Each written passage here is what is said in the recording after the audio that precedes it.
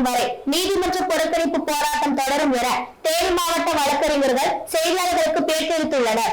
தேனி மாவட்டம் தேனி புதிய பேருந்து நிலையம் அருகே கடந்த சில தினங்களுக்கு முன்பாக நில தகராறில் தடுப்பு சுவர்கள் மற்றும் புதிய கட்டிடங்களை சேதப்படுத்தியவர்கள் மீது காவல்துறையிடம் முறையாக புகார் அளித்துள்ளனர்.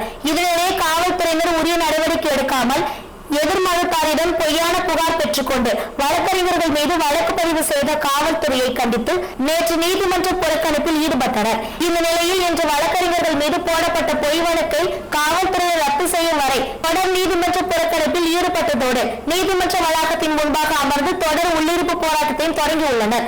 மேலும் காவல்துறையினர் உரிய நடவடிக்கை எடுத்து கட்டிடங்களை சேதப்படுத்திய நபர்களை கைது செய்யவும் வழக்கறிஞர்கள் மீது போடப்பட்ட பொய்யான புகாரை ரத்து செய்யும் வரை நீதிமன்ற புறக்கணிப்பு ஈடுபடுவதோடு நீதிமன்றத்தில் உள்ளிருப்பு போராட்டத்தை இரவு பகலாக போராட்டத்தை நடத்த உள்ளதாக தெரிவித்துள்ளனர்.